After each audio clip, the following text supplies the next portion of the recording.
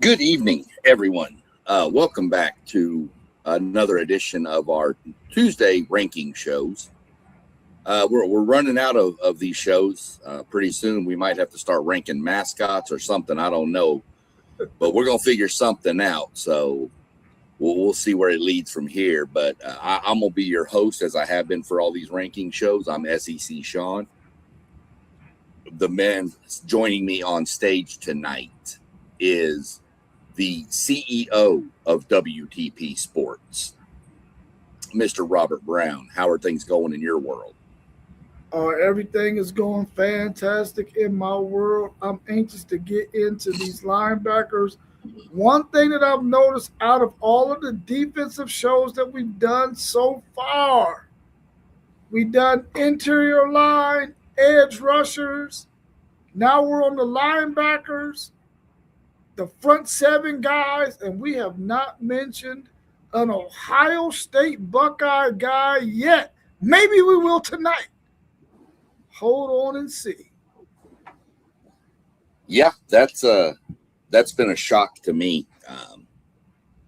We've had a lot of teammates on here from other schools, but man, to not have anybody from Ohio State and in any of these defensive ones so far is just kind of crazy to me. Now, with that being said, we know there's talent there. Hopefully by the end of the year, we don't look like fools by not having none on there. Right. So, we'll just kind of go through how we do everything, which I like I said, I like to tell everybody so they know, people that are joining for the first time. If you are joining for the first time, or if you're a repeat viewer, please comment. Drop your comments. We like to hear them. We like to see them. Give us your thoughts as the rankings are going. And look down below us in the little purple banner. You're going to see all the channels that are a member of WTP Sports. Scrolling down there, WTP for Life, Level Up Sports 10, Parlay Po, Post Game, City League TV, One Take Zaya. I'm SEC Sean. Go like, subscribe, share, hit the notification bell so you'll know when we're going live. Drop your questions, comments, whatever you need to do. We'll discuss them. But how we did our rankings was we take a vote. Well, I'll get into that in 1 second. Let's go welcome in another one of the finest gentlemen ever to talk sports. The COO, in my mind, Mr. Postgame. How are things on your world? Oh man, it is all good, man. I'm just itching for some football, man. I can't wait any longer, man. It needs to happen. But I know we getting closer and closer. We're doing our top 10 linebackers today. I'm excited about this show. How you gentlemen doing tonight? Doing great. Doing great. Rob and I were talking a minute ago about how we find it a little crazy. Get your thoughts on this. That we've done, edge rushers, interior D-line, and now we're doing linebackers. But out of the D-line ones, there's been no Ohio State guys listed. Do you find that a little odd? Yes. I think if we are to talk about a guy from Ohio State on the D-line, it got to be Kenyatta Jackson. I'm expecting him to take a leap forward this year. I think he's going to have all the opportunities in the world to make a splash for the Ohio State Buckeyes. For sure. So, as mentioned, how we do this, we have a group of guys on WTP Sports. I mentioned them scrolling. People send in their ranking lists. Whoever's running the show, myself tonight, tabulates it, assigns point values, adds it all up. That's how we get our rankings. There's no craziness to it. It's just first place gets 10 points, 10th gets 1 point, and you add them up, and that's where it falls. So I think we've been pretty spot on our rankings. I think we've done really well with them. So without further ado, gentlemen, let's go ahead and jump into it. These are the guys. we wound up with 17 people got votes on this list. So we'll start with the guys who just missed. I didn't list stats and everything for these guys. I have saved that for the top 10 guys. But you had Keaton Thomas and Sunterrain, I think is his name, Perkins, both from Mississippi. And you had, good Lord, Post, do you want to try that one? Kingston Villamuasa. Kingston is Kingston Villamuasa. There we go. This is one reason we love having people whose players are on this list. I do anyway. And then Tay Brown from Arizona. Those guys just missed. Both the Mississippi guys had 1 vote. Kingston and Tay both got 3 votes in our poll. So I'll let you go first on this post game. Why don't you tell me a little bit about Mr. Kingston? Yeah, Kingston Villamuasa, linebacker for the Fighting Irish. I was so happy when he chose the Fighting Irish over USC. This guy is an impact player. And while he's going to start the season off injured, he's getting healthy from an injury he had last season, at the latter part of last season. Notre Dame shouldn't need him for those first couple of games. But here's a guy where you get versatility at the linebacker position, a guy who's really good in coverage, a guy who can rush the passer, a guy who can stuff your running game. This is a really talented linebacker. And a lot of people expect him, whenever he enters the NFL draft, to be a first-round pick. Okay. I know about him. I'm not as schooled as you would have been on him. That's why I wanted to defer to you on him. Which one of them you got eyes on, Rob? I'll let you pick either one of them, because 2 of them are from the conference. Both of our teams are in, and then you got Tay Brown at Arizona. Man, I'm talking about Ty Anthony Smith, the Longhorn, of course. I feel like this guy, and I don't know how they're going to work this thing out with Will Muschamp and his defense for Texas, but when you got Ty Anthony Smith out there on those 3rd down and long distances where you need a coverage linebacker or a linebacker who understands how to get to the proper depth, a ball hawking linebacker, him and Raheem Bowles out there at the same time. Both of them are linebackers who are ready to be a ball hawk. I'm excited to see what Ty Anthony Smith does. A little undersized, not one of those run-stepping guys, but he can get from sideline to sideline, and he's a pretty good coverage guy, like I just mentioned. I'm excited about him. I just wish that he could be on the field all 3 downs. I don't think that's going to be the case for him when you got Raheem Bowles out there too, because both of those guys are undersized. I don't think Texas is going to go with undersized guys too much on 1st and 2nd down, which are typically run downs. Right, for sure. I actually am the only one who voted for Keaton Thomas. I had him with one point. He got 10th place on my ballot. I think Keaton Thomas is going to clean up this year. With Eccles in front of him, I think he's going to have just a clear – the D-line at Ole Miss is going to be really good. And I think Keaton Thomas and Perkins both are going to have just outstanding – the ability is just going to be there for it to open up for him. So really, really curious to see. I think he's going to have a great season this year due to what's in front of him.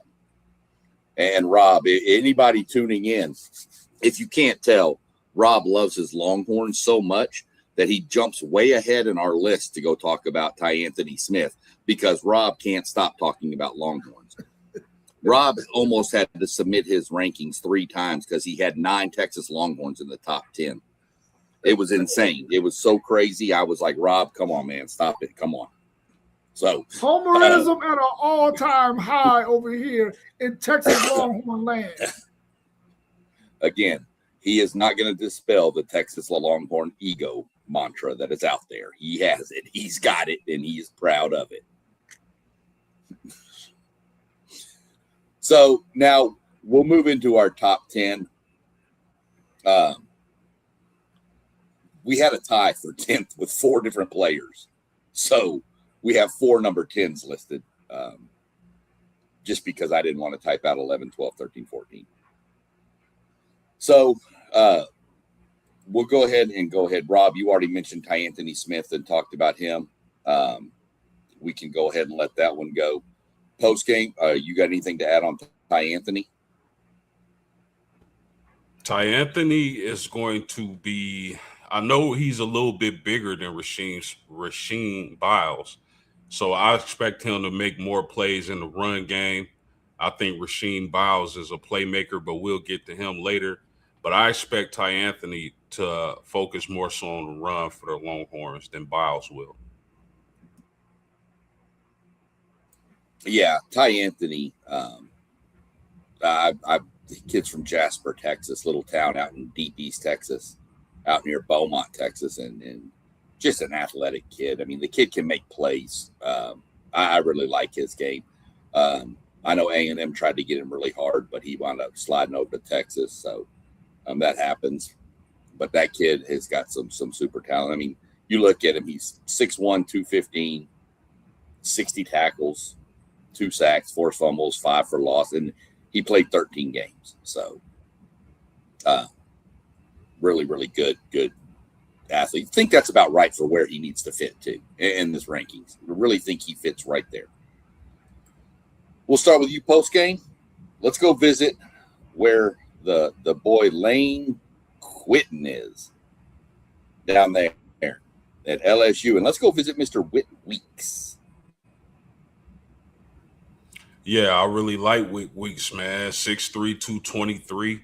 Had a short season, dealt with some injuries. I expect him to be fully healthy this season and be a pillar on that defense down in Baton Rouge. If they're gonna have the type of season that they want to have, Whit Weeks has to be healthy and in that lineup and making plays and running that defense. I love Whit Weeks. Yeah, I like him as well. I think his leadership is probably underrated, man. If you look at what he's been able to do at LSU the last 2 years, and last year he was dealing with some injuries, but you still felt his presence on that sideline for this team. He is unmistakably their leader. Nobody else on that defense commands the kind of respect that he does. And I think this year, if he stays healthy, he's going to have some phenomenal numbers. I'm anxious to see him play. I just hope he doesn't play well when they play against my Longhorns in Death Valley. But I'm anxious to see what he does because I really feel like what he puts on tape this year will allow NFL scouts to really see how talented he is as a mean, gritty linebacker for LSU.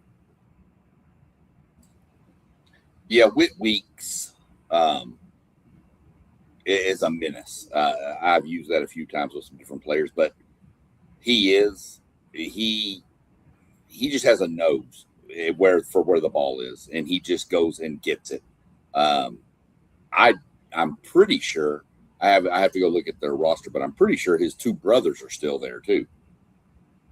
I know there was 3 Weeks on that team last year. And I thought he was the oldest, but I'd have to look into that. But he's got to stay healthy for LSU's defense to be what LSU wants to be. He has to play a full season and be healthy. So we'll see how it plays out. But yeah, I can remember that kid against A&M for the past couple of years. He's known for 1 good hit or 2 good solid hits to make somebody think twice about getting up. He's just a heat-seeking missile after the ball. So that's Whit Weeks. We'll move on to the first of our 3 people from Ohio to make the list. And that would be 1, Isaiah Jones from Indiana. 6'2", 225 from London, Ohio. 78 tackles, 7 sacks, and 15 and a half tackles for loss. That's a high number. Rob, you got the lead. I like him as well. I think I might have had him on my list somewhere in the top 10. I really like him. I think that whenever you get a guy from a small town in Ohio where pretty much all they do is farm work and play football, you're going to get a tough cookie, man. And I remember playing against some of these players when I was in high school. Whenever we played those small town teams, those guys was always ultra physical, gritty. They understood the scheme. They were film junkies. And I think he's another one of those players. I'm high on him. I'm really high on the linebacker group at Indiana as a whole. And I know I keep saying this, but whenever you play in a Kurt Cignetti style or on a team with him, he's going to make sure that you are disciplined and that you stay focused on attention to detail. And I guarantee you, this guy is always going to be where he's supposed to be. So anybody that's playing Indiana, you better make sure you put a hat on this guy because he's going to be where he needs to be to make the play happen. So I'm excited about him, and I really think this year he's going to really help improve his stock when it comes to the NFL draft. And he's a guy who can probably play in the league for 5 to 7 to 10 years when he gets that opportunity. Post game.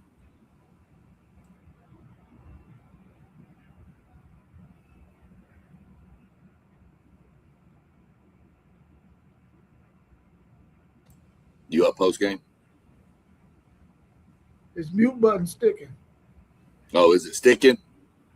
I'll come back to you. We're going to jump to Amari Campbell. We'll come back when you get it unstuck. Well, I'll go ahead with Isaiah Jones. There he is. He's back. Go ahead. You got Isaiah Jones now. Sheesh, man. Listen.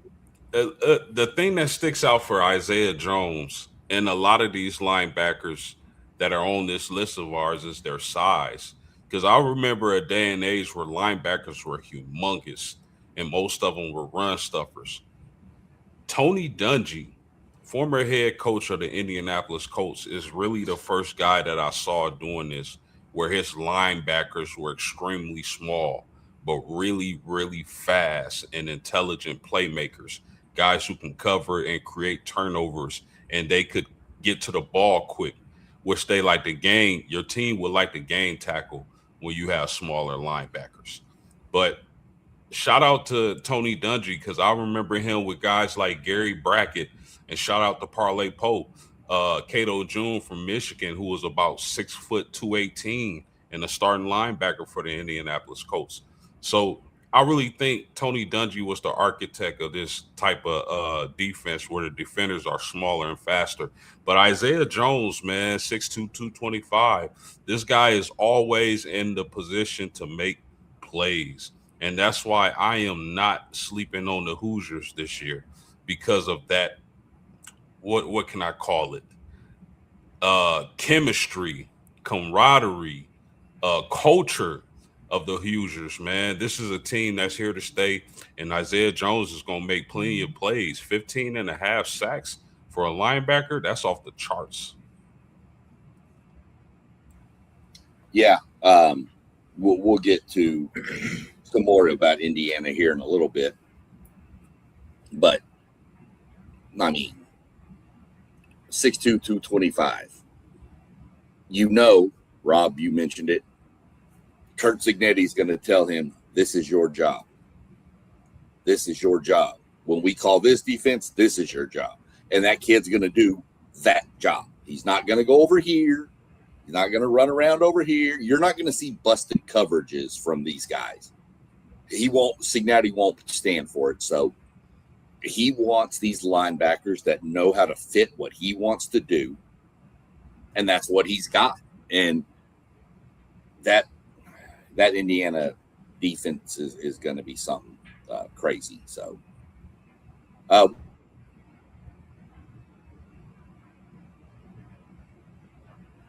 move on over to the last tie spot here. So clearly number 10 position. We're going to go with Amari Campbell out of Tennessee. 6 foot 230, 103 tackles, 3 sacks, 1 pass breakup, and a touchdown while at Penn State, followed his defensive coordinator. So got some knowledge with how the system works. I expect Amari Campbell to be pretty good this year, but we'll let you lead it off post game. Yeah, I expect Amari Campbell to be a dude this season. Started his career at North Carolina. Now he's at Tennessee after being at Penn State with Jim Knowles. Extremely productive, man. Over 100 tackles. To me, that's a guy who wants to play football. Anytime you see a linebacker with over 100 tackles, that's a guy that enjoys hitting people. So I expect a big season for Amari Campbell, man. Like I said, he's always around the ball. Follow his defensive coordinator to Tennessee, where he expects to come in and make an immediate impact. I like Amari Campbell. I expect him to keep up that kind of production at Tennessee. Yeah, post game, I totally agree with you. You're talking about a guy who played in the system with his defensive coordinator last year, in his career with 193 tackles, first 2 years in North Carolina, last year at Penn State.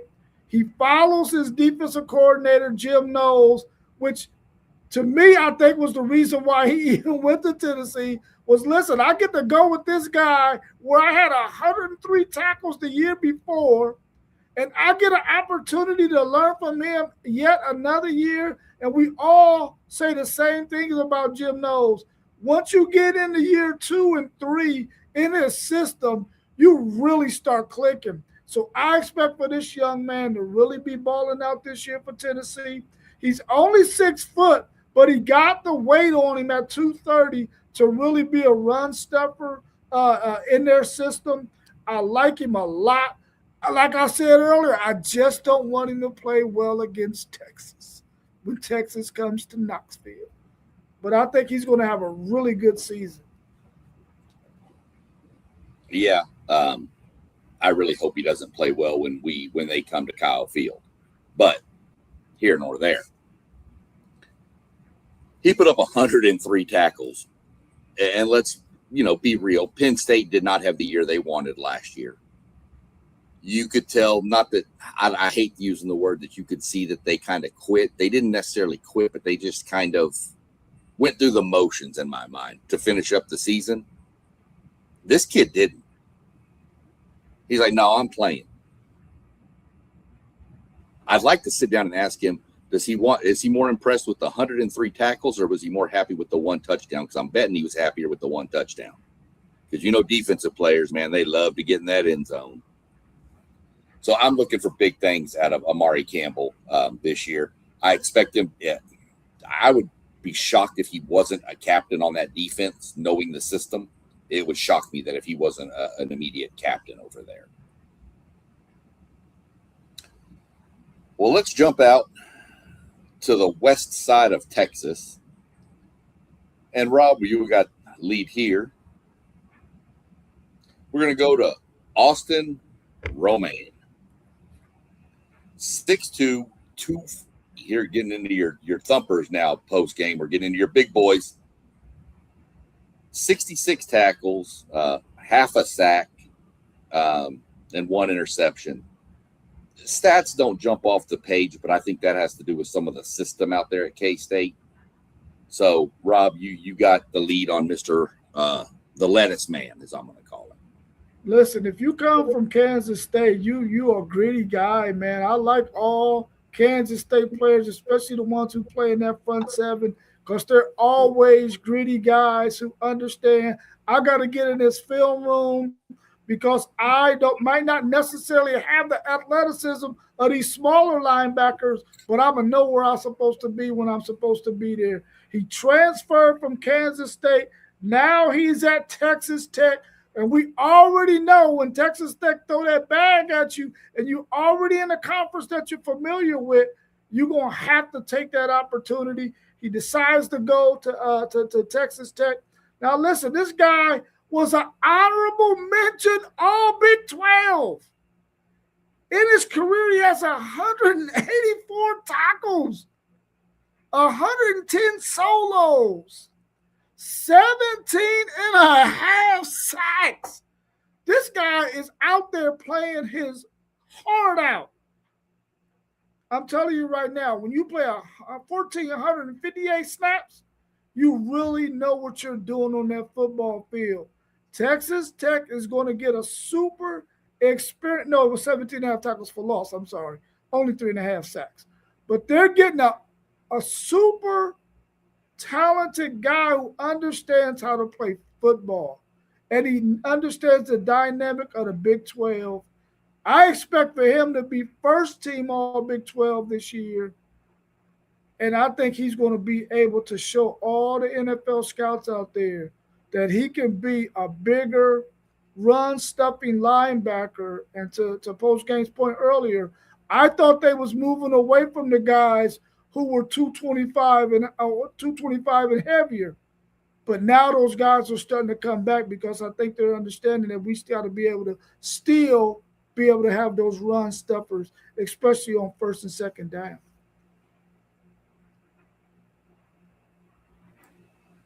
You got it, Post. Yeah, man. This guy, first of all, Texas Tech's linebacking core is going to be really exciting and really dangerous. They're going to be flying around making a lot of plays in that Big 12 conference this upcoming season. But some things that stand out to me when you talk about Austin Romaine, this is a guy who diagnoses really fast. And this is a guy who's not afraid to stick his nose in there and get tackles, really reads and reacts really well. And that's a really good quality for a linebacker. Anytime you can read and react and get to the ball, that's a player I want on my team. And that's exactly what Austin Romaine does. The only knock on him is his speed and coverage ability. So we'll see how he fares. But as far as IQ, reading and reacting, diagnosing plays, this guy is top of the line. Yeah, that was kind of my concern with Austin was, is he going to be on the field in obvious passing downs, third down and long? Are they going to leave him out there? What are they going to do? Because dropping into coverage is not his strong suit. I mean, he had one interception, but I mean, was that a tipped ball? What was going on there? So that's my main concern with Austin Romaine. Still think he's a hell of a linebacker.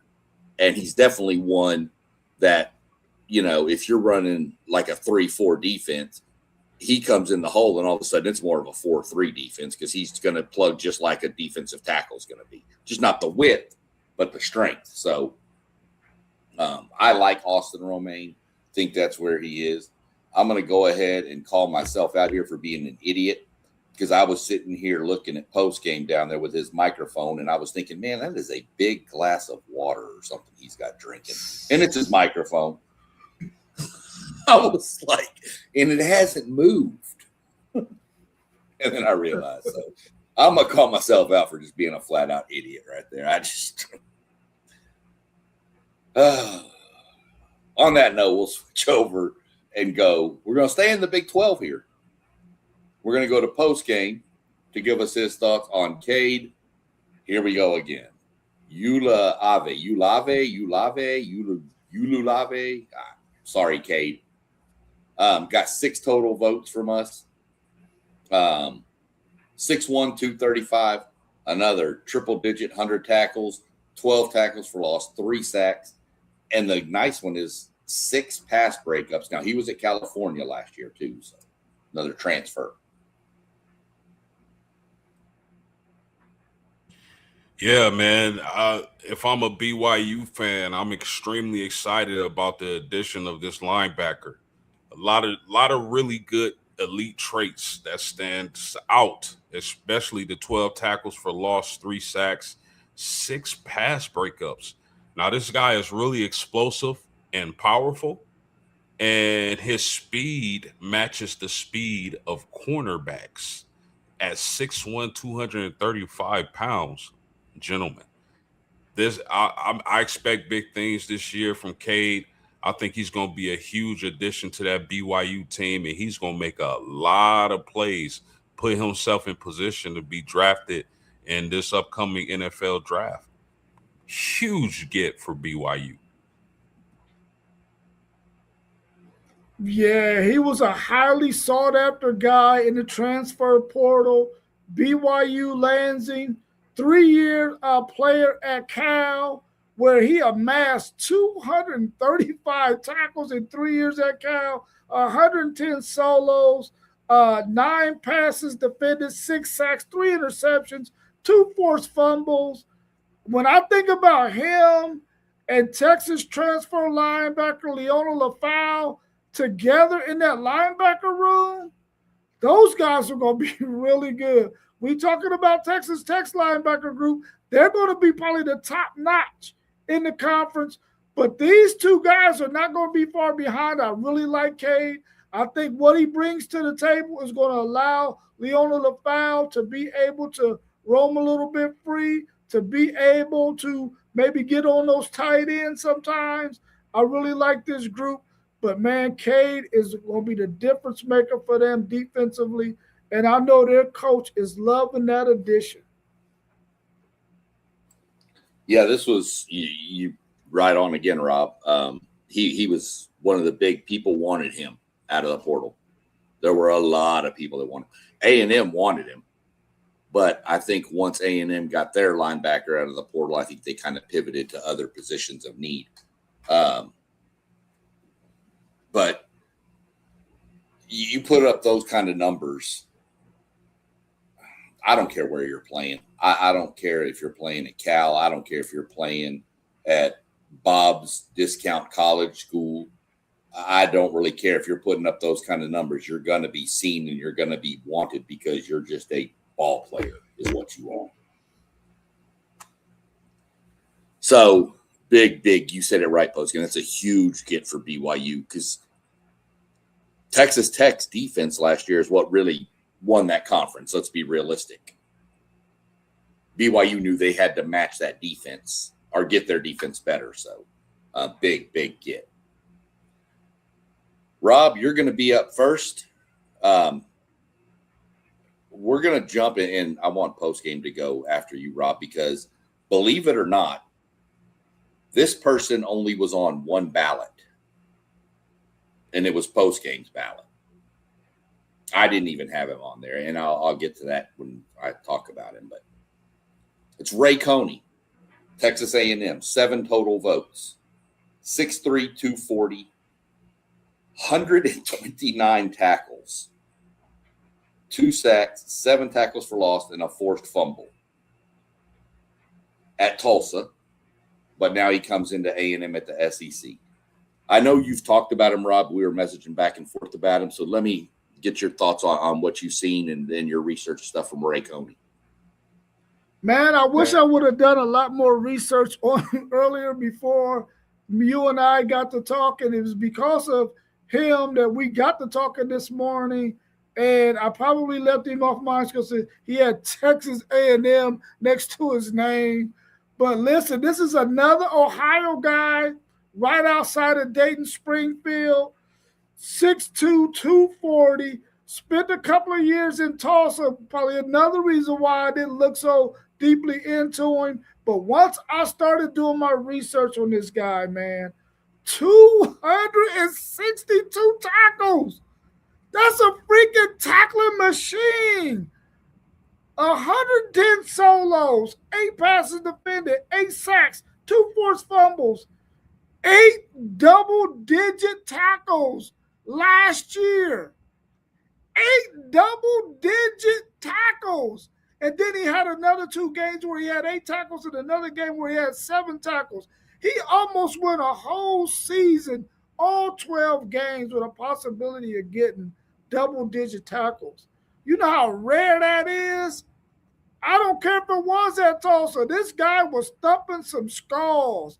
And I hate the fact that he's going to be at Texas A&M because we already know that Texas A&M's issue last year was deep in the game where teams were able to run on them. I think this guy is going to fill that void for them and is going to be able to stop teams from running directly at them. I hate the fact that he's at Texas A&M, but I like the fact that it's another Ohio kid that's on our board in the top 10 linebackers. Shout out to him and all of his family and friends in Fairfield, Ohio.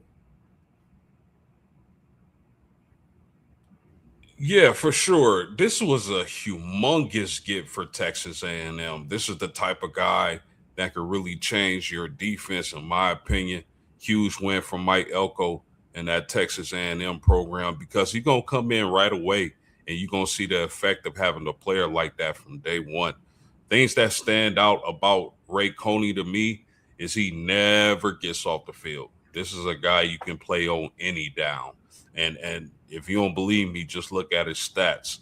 I expect him to do the same at Texas A&M.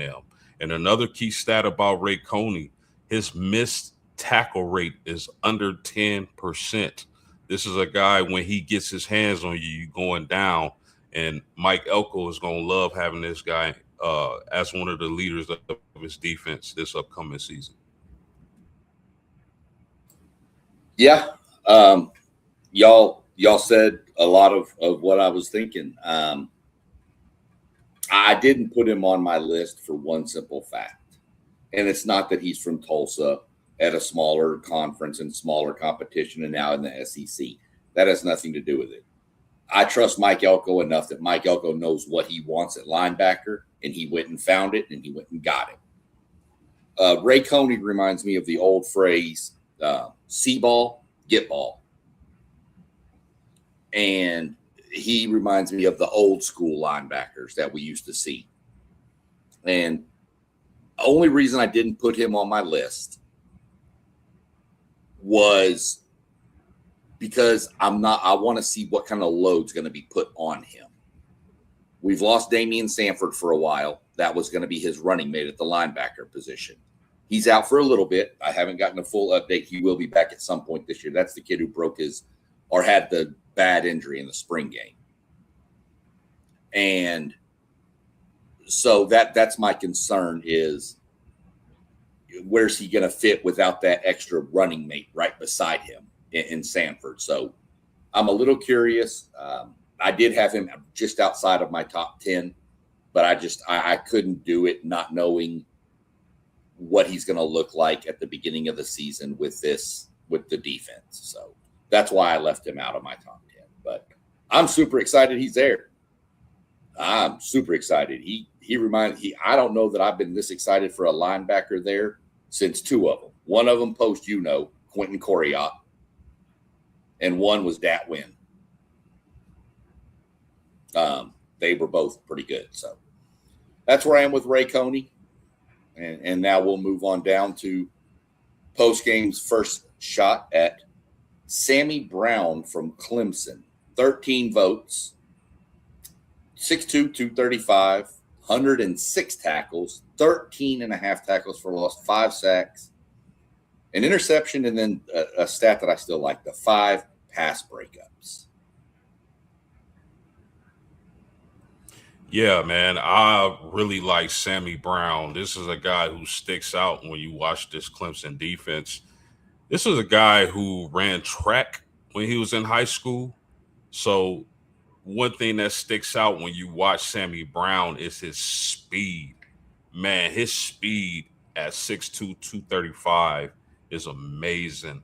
And he's going to hit the ball carrier. He tackles through the ball carrier, and he makes a lot of plays, blows up a lot of screens. A guy who, if he gets his hands on the ball, he's going to take it from you. I really like Sammy Brown. He's one of the better linebackers in the whole country. But the thing that stands out for me, fellas, at 6'2", 235 is that speed. It's ridiculous. Man, Sammy Brown to me is the linebacker that we have on our list that has the best 2-year stats of any linebacker we're talking about. We're talking about a guy with 186 tackles in 2 years at Clemson, 99 solos, 8 passes defended, 1 forced fumble, 10 sacks, 1 interception. 2 years at Clemson in his 3rd year with Dabo Swinney and the crew. I think this guy is going to be the best linebacker that we've seen at Clemson in a while after his 3rd year.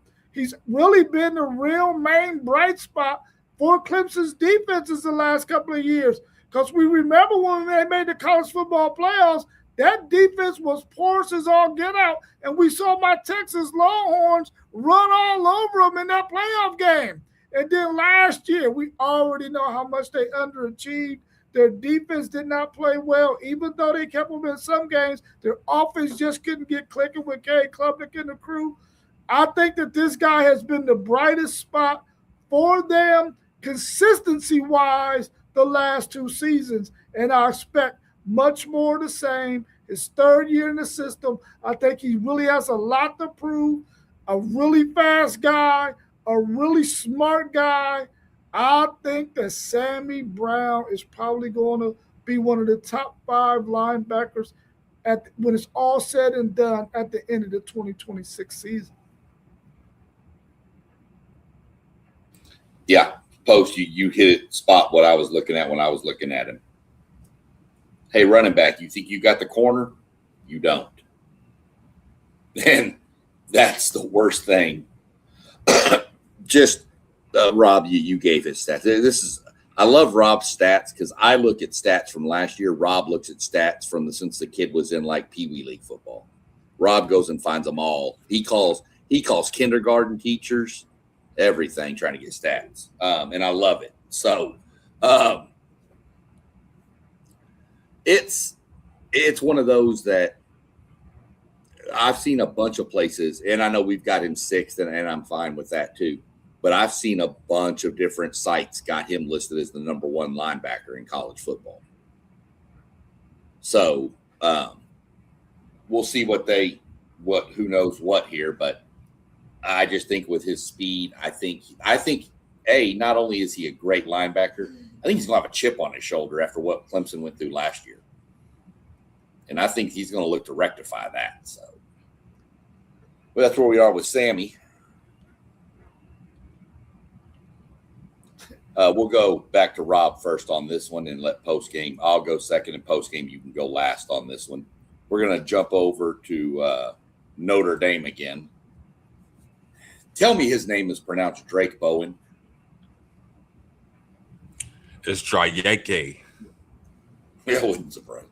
No, it's Drake. I was like, well, there's not even an E on the end of it, so that's a little odd. But I got to leave it up to you post game to try to throw something. So it's all good, brother. It's all good. Yeah. I mean, look at what you're looking at: 6'2", 232, 67 tackles, 4.5 tackles for loss, 3.5 sacks, 4 pass breakup. I think he's going to be. I'm not going to say the star of the Notre Dame defense. And I'm sorry, Rob, I just kind of took over for you. I'll go first on this one, I guess. I don't think he's not the superstar of this defense. I think we all know that sticks out in a guy I'm sure we're going to talk about next week. But I think he is an integral part of this defense. Remind me your DC again. Post-game, I keep forgetting his name. It slips me. Chris Ash. Right. This is going to be year 2 for him, right? So I expect big things from Drake Bowen here. I just think he's going to put up substantial numbers, especially when you consider one of the cornerbacks they got that's pretty much going to shut down half of the field. So, all right, Rob, I'll shut up and let you go now. Man, Drake Bowen, what can I say, man? I mean, I think we've mentioned a Notre Dame player at every one of the positions we talked about on defense. And here's yet another one on probably the scariest defense in college football. Here we got Drake Bowen, 6'2", 232, 159 tackles, 81 solos, 4 forced fumbles, 4.5 sacks, 5 pass breakups, a 3-year player here at Notre Dame. Man, listen, you in the same Freeman system. I know Chris Ash is the defensive coordinator, but don't you think for 1 second Marcus Freeman ain't got his hand all up in that defensive coordinator cookie jar? Because he does. And this guy is going to be a balling machine for Notre Dame this season, like he's been the past few seasons. I really feel like this guy is going to be in a position where he got so many talented guys around him that it may look like he might get overshined, but I don't think so, because this guy's stats are going to be off the charts, and you're going to see him on every NFL team's draft board that need a linebacker, because this guy is a really, really good one, and he makes the top 5 on our list. Yeah, Drake Bowen, man, this is such a good football player. Kind of throwback, but with the athleticism at 6'2", 232 pounds. Yes, he has some athleticism to him. I believe he played running back also in high school. So really great player. The captain on the team, he's a team captain voted by his peers. So that tells you what kind of a leader this guy is, this young man is. He can really lay the wood, as we used to say back in the early 2000s. He can really hit you. Watch the Texas A&M game. Lays out Craver. Lays out Marcel Reed. This guy is physical, and he's looking to hurt people. That's what I like about Drake Bowen. His physicality, his leadership skills. He's going to be an integral part of this Notre Dame defense, the leader of the defense. And I'm going to keep it funky. He may not even be the best linebacker on the team, but he's definitely the leader of that defense. And if Notre Dame is going to have the type of season that Marcus Freeman and company is hoping for, Drake Bowen is going to be a huge piece of that, a huge slice of that pie. I love Drake Bowen, top 5 linebacker any day. What number was he? Man, what is was he the one that got beat on the touchdown? I'm not trying to bring it up to be funny, but is he the one? Yes, he got beat the last play by the tight end. If that's one area where I expect improvement, it's in coverage. But against the run, and he has the athleticism to improve there. But yes, you are correct. He did get beat on that touchdown last play. I want to be fair. I'm not bringing that up to throw anything out there. I'm bringing it up because of what you said. Go watch the A&M game. Seriously, y'all, as an A&M guy, that dude was killing us. He was just laying dudes out. Craver, Concepcion. If you were wearing an opposite color jersey of him, he was trying to take your head off, for lack of a better term. And he damn near did a couple times. So, dude, he was brutal. So, yeah, definitely watch out for him. And keep your head on a swivel if you're a ball carrier, because that dude's coming. We'll jump right back to you post-game. We're going to jump to Xavier Atkins out of Auburn, came in with 19 total points. He's going to be a junior, by the way, this year. Here's your undersized 6'2", 210. 84 tackles, 17 tackles for loss, 9 sacks, 2 forced fumbles, and an interception. We're going to eliminate that last stat. It was not one interception. We're just going to eliminate that because that actually happened against A&M. Yes, sir. Xavier Atkins. This is a kid. Oh, my goodness. I love watching him play. Started his career at LSU, wanted a chance to play, goes to Auburn, and look at the stats he has. His speed and athleticism really jumps out to you when you watch him play football.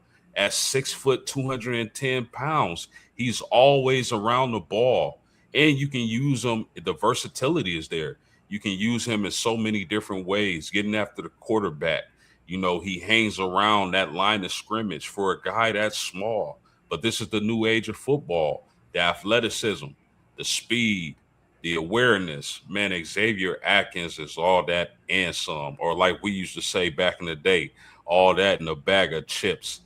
Auburn, I mean, they got to be so thankful for that kid to come and play for them because he's really a freak, and his speed and athleticism. I would say out of the top 10, he's either one or two when you talk about pure speed. This guy's a playmaker, and I think he's going to have a hell of a year for the Tigers.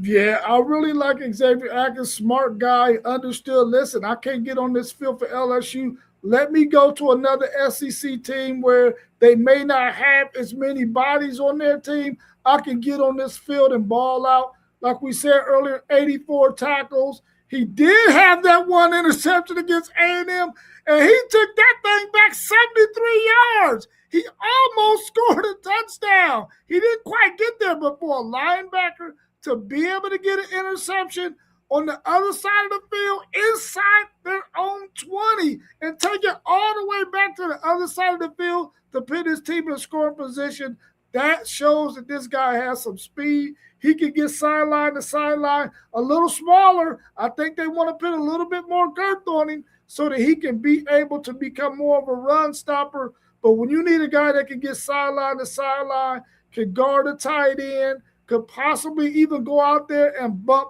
a slot receiver to let him do whatever he need to do after that, this guy is ideal for that. I really like him. I hope that Auburn understands what they have defensively in him, and they find some big guys in those trenches that can keep him clean so he can just go hunt, because he can definitely get through cracks and read some of those holes to get those tackles for loss in the backfield, where he had 9 sacks last year, y'all.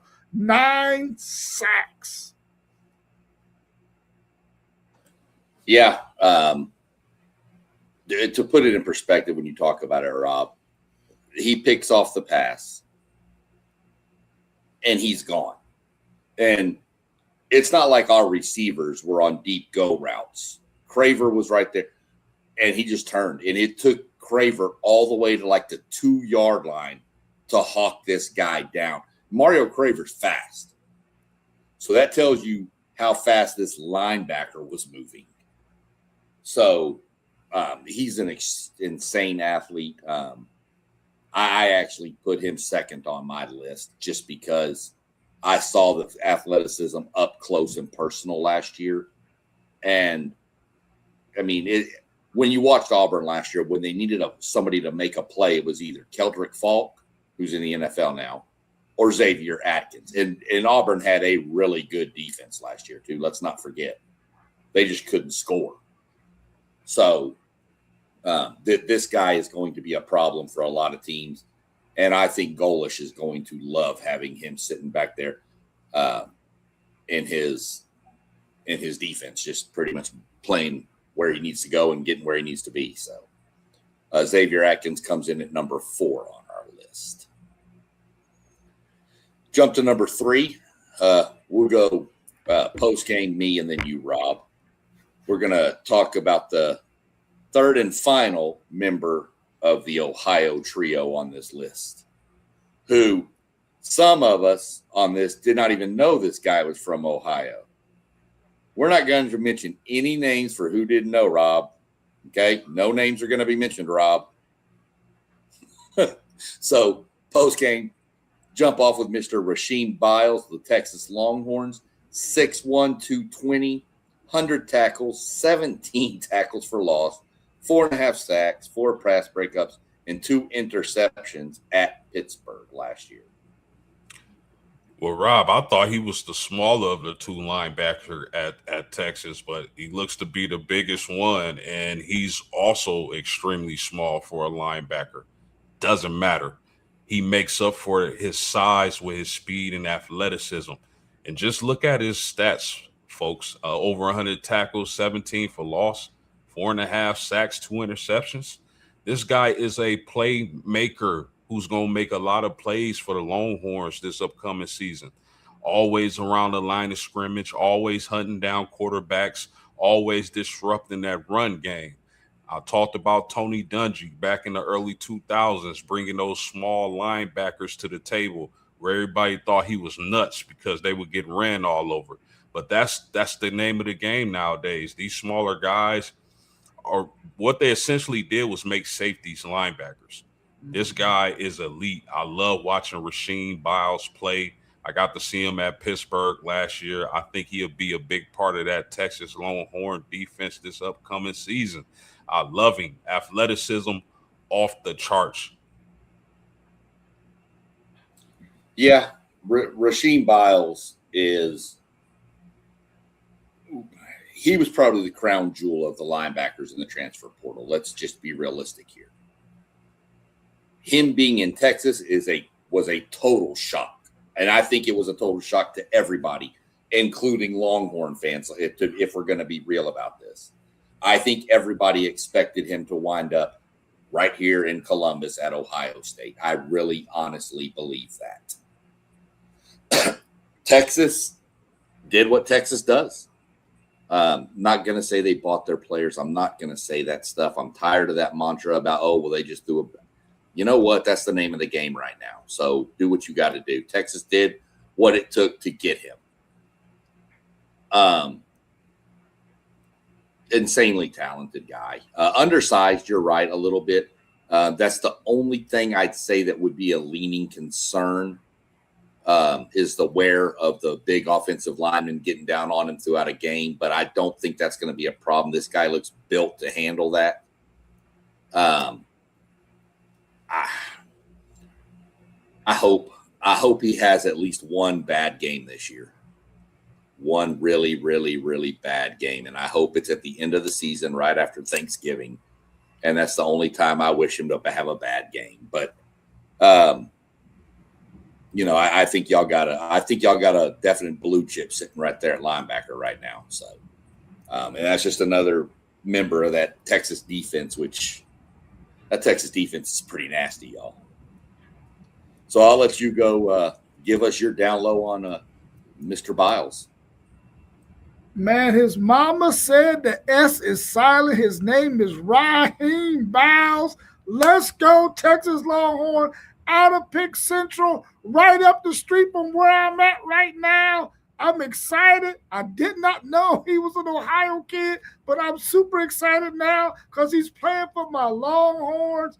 Man, check this out. 183 tackles, 87 solos, 9 passes defended. Now, this is not a misprint or misstatement. 3 interceptions, all 3 were touchdowns. Let's go. Raheem Biles is a beast. And I'm telling you now, Texas was so excited to get him because just like USCC, Sean, I thought for sure he was going to the Ohio State Buckeyes and would stay in the Midwest, but he decided to come down south to my Longhorns in Austin. We needed him because we lost Anthony Hill, but I think this guy is going to be one of the best linebackers in the country in a Will Muschamp scheme where he can get after the quarterback. I love this guy. You're talking 10.5 sacks, y'all. 10.5 sacks.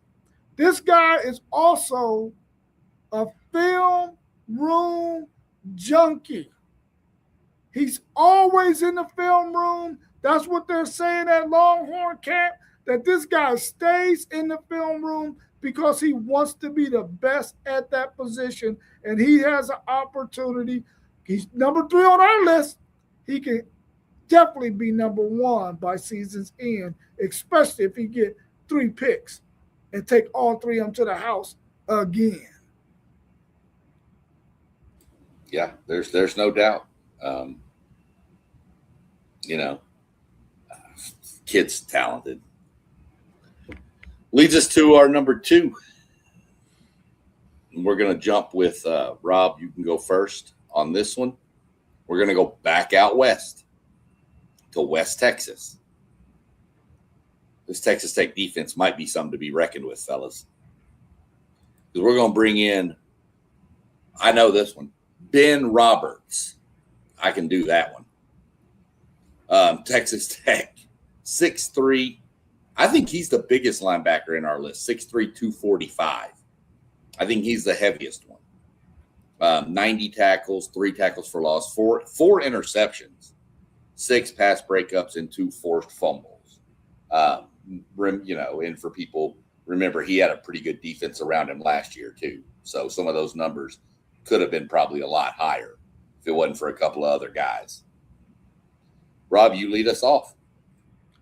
Man, what can I say about this guy, Ben Roberts, bro? Listen, 279 tackles, y'all. 137 solos, 5 interceptions. Big 12 Defensive Freshman of the Year 3 years ago. Second team All Big 12. Third team last year.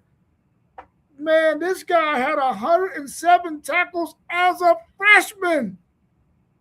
You already know that this guy is about to ball out for Texas Tech. I really like what Texas Tech is doing. They're sending a message to the rest of the Big 12 to listen. Oklahoma and Texas is not here. We your daddy now. We your daddy, and Texas Tech is making sure that they are getting everybody that they need to stay relevant. And like Steve Sarkisian said, this team is probably going to be in the college football playoffs every year because nobody else in this conference can match them dollar for dollar. And when we go over the rosters and all the players we've been talking about, Texas Tech players have been mentioned just about every single time because they understand the landscape of college football, and Ben Roberts is going to ball out and have NFL scouts salivating at that size and that ability to get after the ball, and also 5 interceptions, bro. That's a lot for a linebacker. Well, SEC Sean mentioned it. The heaviest guy, this is the heaviest linebacker on our list, but I'm going to tell y'all right now, this is the best coverage linebacker on the list as well. And that's really where he makes his bread and butter in his pass coverage. This was the Big 12 championship game MVP last season with 2 interceptions in that game. Really reads and reacts well in pass coverage, and he breaks on the ball with great timing. This guy is really good in pass coverage, and he's solid against the run.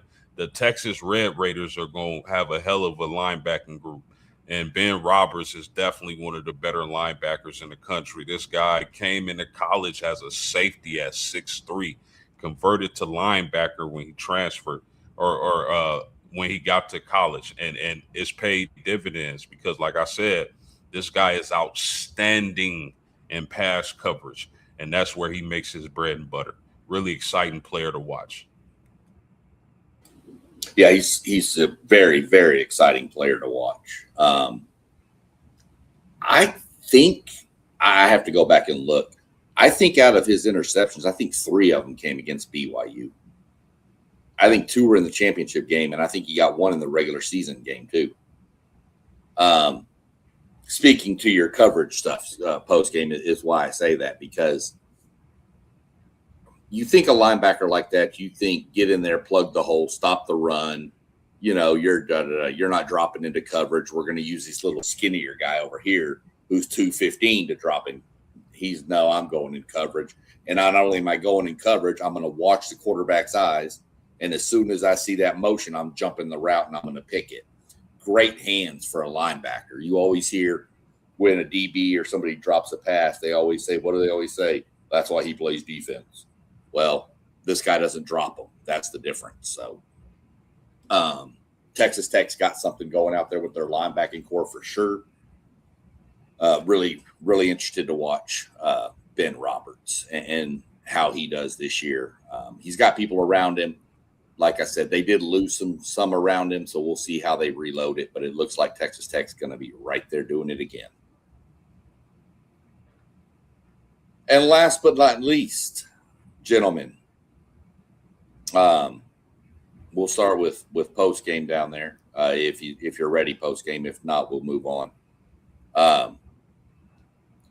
to the number 1 overall WTP Sports top linebacker for 2026, Mr. Elijah Hardy from Indiana, who is only going to be a junior. I think there's 2 or 3 juniors on this list. This is an undersized linebacker, 5'11", 227. 103 tackles, though. 10.5 tackles for loss. 8 sacks. 2 interceptions and 5 pass breakups. Post game, let's hear it.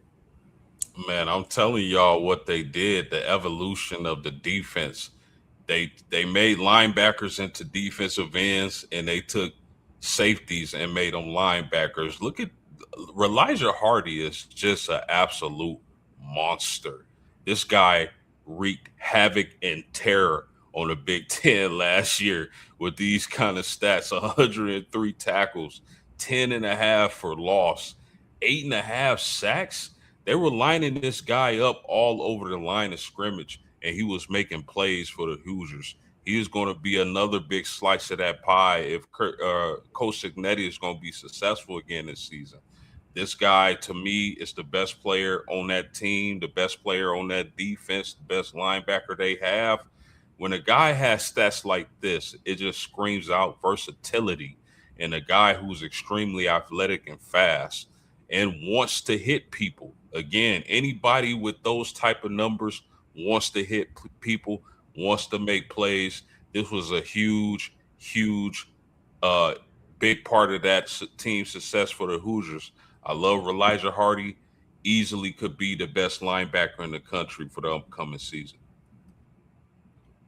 Mr. Hardy, what can I say about you? You know you're a brilliant guy. Whenever you can get accepted into the Naval Academy, where he started his career at, started 4 games at the Naval Academy as a freshman, goes on and takes his talent to Indiana, where we know he has balled out there. We're expecting to ball out even more this year. He had 13 tackles against Oregon, which was one of the better offenses last year in the country. On October the 11th. I really like him. I agree with you post game. I think he's the best player on that defense. He's going to be a guy that's going to make sure that everybody is where they need to be. He's going to make sure that he is the Kurt Cignetti out there on the field. I love this guy. He's only 5'11", but he has the weight to be able to do everything you need done at the linebacker position at 227. I'm excited for this young man. I want to see what he does in the big games that they have in the Big Ten this year and see if he can hold up against some of them better offenses. I'm rooting for him. He's number 1 on our board, and he's deserving. Yeah, there's not much else for me to add to this. Y'all pretty much took it all and covered it. I mean, this guy, he's going to be the leader of that defense, which we expect to be a good defense again under Cignetti. So I think he might even benefit from being 5'11" with the size of offensive lineman and defensive lineman. Now maybe he just hides and just waits. He's like the coyote trying to get the road runner, except he gets the road runner when he comes through the hole. So I really think that could have something to do with it, is he kind of gets lost in the mix because people overlook him, so just part of it. So there's our top 10 guys in the chat, ladies in the chat, anybody in the chat. Who do we miss? Y'all got anybody else we missed? Any more linebackers out there in college football that we know is going to shine? I mean, I'm quite sure Georgia probably got a guy. I'm quite sure Alabama probably has a guy. Right off the top of my head, I don't know their names, but I'm quite sure they got some dudes. Yeah, no doubt about that. This is a really tough list to handicap 10 players with, man. There are a lot of freakish athletes at the linebacker position. A lot of guys across college football that are making a lot of plays at linebacker. Oh, yeah, 100%. I mean, you looked, there was just from our votes, we had 17. We couldn't narrow it down to 10. Everybody from 17 to 1 got a vote. And, I'm going to be honest, if we'd have had more ballots come in, we probably would have been up to 20, to be honest. But the only name I'd say to keep an eye out for that would have been on my list had he been healthy was Damian Sanford from A&M. That kid is an electric freak at the linebacker position.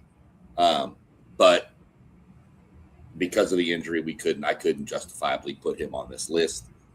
But that'd be one I'd say that I would add if I was going to add one. Anything else in the comments? No. I saw people asking about Auburn. I saw you got that post with your sleeper pick.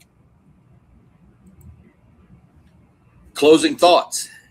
Anything to add? Anything you want to talk about? Anything? Let's get this question. Liam said he had a question for us regarding linebackers. Go ahead, Liam.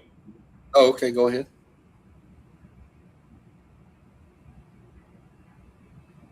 Go ahead, my man. He said he wanted to ask you, SEC. Come on. Let's go.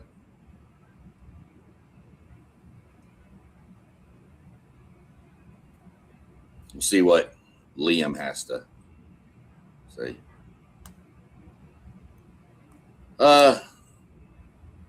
That's the be all end all question, Liam.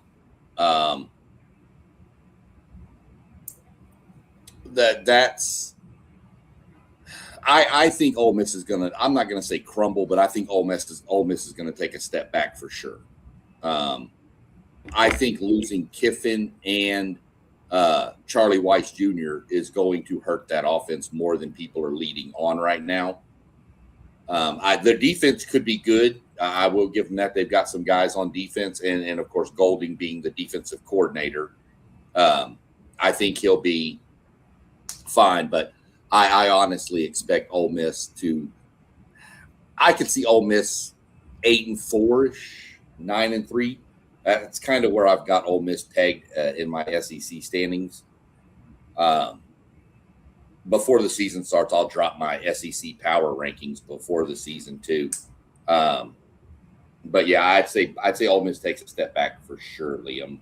They don't crumble to like 4-8 or something, but they do take a step back. Either one of y'all got any extra thoughts on that?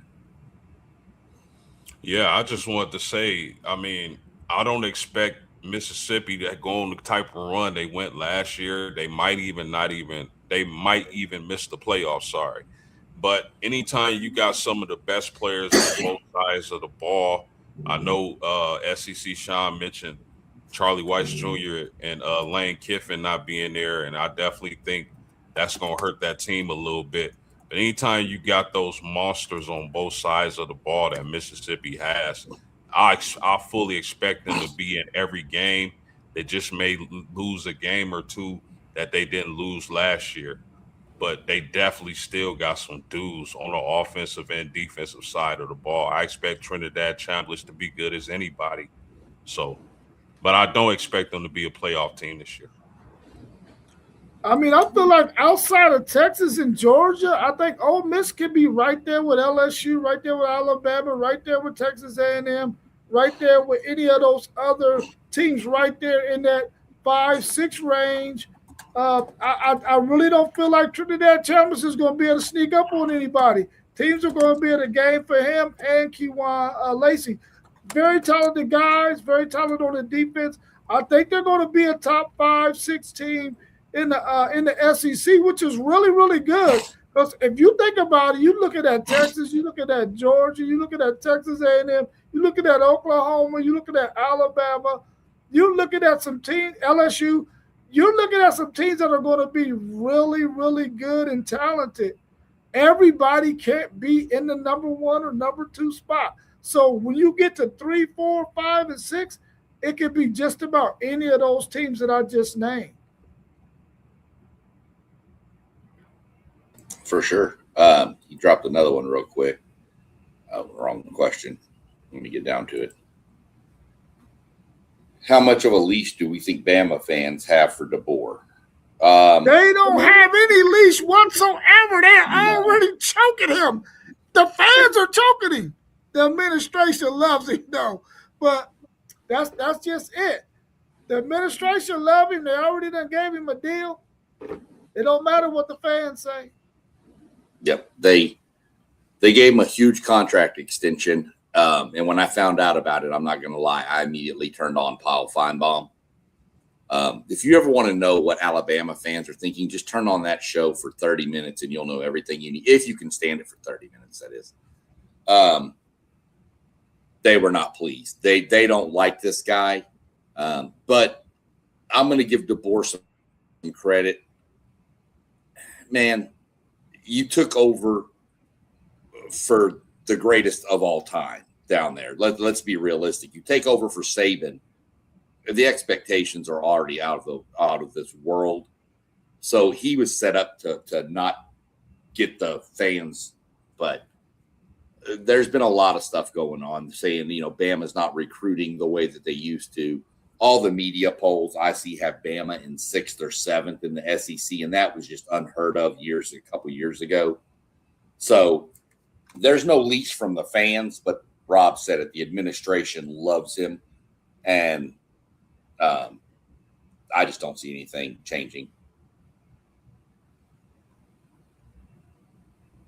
Yeah, I think, that the bar that Nick Saban set is so damn high that I think Alabama overlooks DeBoer. Do they want to win national championships? You bet. But the type of season they had, they were a playoff team. I mean, what more does any fan base want than to see their team playing for a national championship and making the playoffs? That's what they're being. That's what Alabama has been. So is he Nick Saban? No, but Kalen DeBoer, I think, is a solid coach. I'm gonna be honest. I thought it was a weird hire from the get go, but I think DeBoer gets more flack than he deserves. I think he's an excellent coach. I just think the bar was set so high with Saban. Those fans expect total domination. Exactly. So appreciate the questions, Liam. Most definitely. I saw you responded to him post-game with the schedule. Love to see you back as often as possible, Liam, and anybody else in the chat, come on back. Go tomorrow night. We've got the AFC East breakdown tomorrow night, hosted with Mossberg and I believe post-game. I believe that show's called the 614 Bend. So that's post-game Moss. Who other people may jump on, but those two for sure will be there. Thursday, we're hosted by post-game, the man, the myth, the legend himself. Don't know what we're talking about this Thursday. I guess we're going to find out. Any thoughts yet? AFC West breakdown. Breaking down the AFC West. I know Mossberg was planning on doing the East tomorrow night, and then Thursday night we'll cap off the AFC with the AFC West division. Okay. And then, Mondays and Fridays are kind of open shows for us. I do some NASCAR stuff. Mossberg does some conversation stuff. I will say this Friday, we are starting our Texas high school football series. Me and my buddy Doug, we're going to start breaking down Class 1A and 2A in Texas and work our way all the way up to the big 6A schools. So we're going to start that this Friday. And then Saturday and Sunday, Rob's got control, and who knows what's going to go on those days. It's probably going to have a burnt orange color to the screen, but you just have to get used to it. So other than that, please also, like we said, like, subscribe, share, hit the notification bell to all of our channels. That shows us support, shows us, makes what we're doing y'all enjoy. Go to our website, WTPSportsDudes.com. Email there. There's an About Us section. Leave your emails with questions, comments, topics, whatever you want. We'll take care of them. You can go find all the streams posted up on Patreon. WTP Sports Dudes 2026, I think, is the place to find. Search for it there. You can find all this stuff there. It's also listed from there. It goes over to Spotify. So if you're in the car and you can't watch, but you want to listen, crank it up on your Spotify, and we can find it. You can find us that way too. Other than that, I don't have anything else. Gentlemen, great show. Appreciate the insight. Glad to know that Raheem Biles had 97 tackles in recess in 5th grade. I'm glad to know that. So other than that, gentlemen, y'all have a great evening. And next week, everybody in the chat, we are doing defensive backfields. We're doing cornerbacks and safeties. I think that may change. It may just be cornerbacks because that's going to be a lot of people on that list for cornerbacks and safeties. So I think we're going to split it. We're probably going to go cornerbacks next week. All right, gentlemen, without further ado, we'll call it a night. Everybody go enjoy the rest of your evening. We are out of here. Peace.